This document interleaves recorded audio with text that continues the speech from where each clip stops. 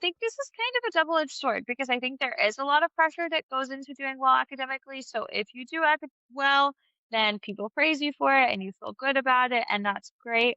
However, I'm not a big believer that we should be like only praising academic success and highlighting that as like the most important thing because then you also end up with these kids who think that they are super smart and they know how to do everything, which is great until they get something wrong and they crumble.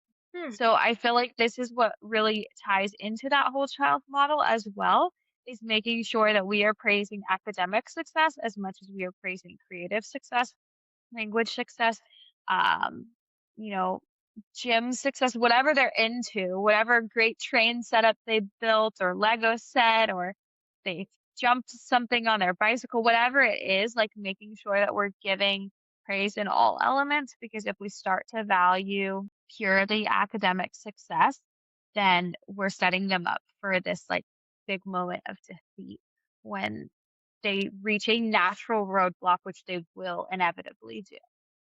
Yeah, and it's so true. Like, if you want kids to build that confidence, it has to be all over the place. It can't just be in one aspect. Because you're right, you are going to hit something that you don't know how to do. I will consider myself a lifelong learner for my whole life, and I am great in all the subjects, in my opinion. But you put me in chemistry, I'm like, oh God, I suck at school because I don't have that one subject I don't know how to do. And so, like, a kid who doesn't have that confidence, doesn't have the self-esteem, will see that one subject and be like, "I suck at school," and then they'll give up on the rest.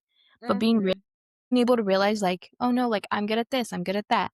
And so I tell parents, like, it's really important to be like, "Hey, like, I see how hard you tried, and that's what matters." Absolutely. Praising the effort as opposed to the outcome is a huge tool for creating confident learners and also creating children that want to continue learning because they don't feel that it's just about the right answer.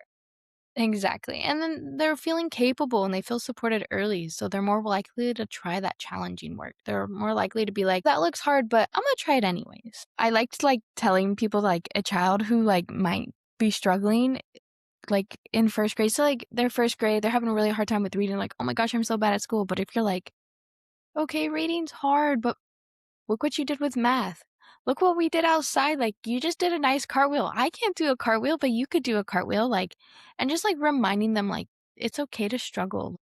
I have struggles too, and I think that's really important, just being like, "I have issues too, I got some problems I gotta work on, and, like, we're working on them," and they're like, "Oh, it's not just me who's having a hard time." My favorite things when I taught preschool, I am notoriously terrible at spelling. And 4 and 5-year-olds are always like, how do you spell this? How do you spell that? And I was like, Yep. I don't know. And I don't want to tell you the wrong thing.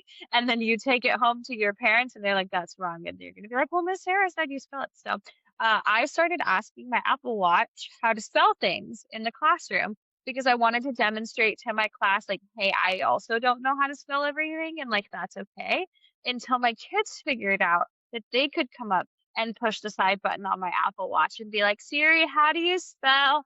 And so they just started doing it. And I ended up having to like take my watch off and put it on the counter. And they would walk up and be like, how do you spell popsicle? And then walk back and it was hilarious. And one of the parents came in and be like, why is this my kid talking to my Apple Watch now? And I was like, they're only asking how to spell things. Like, this is a great system. She was like, no, it's great. They don't ask me anymore.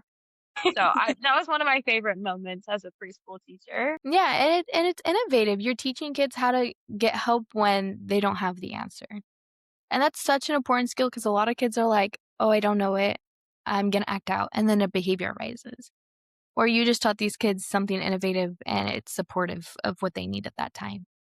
Yeah, and also when you're one adult with, 12 to 20 children, there's Yeah. only so many questions you can answer at a time, and we should be using technology to our advantage. But yeah, I completely agree.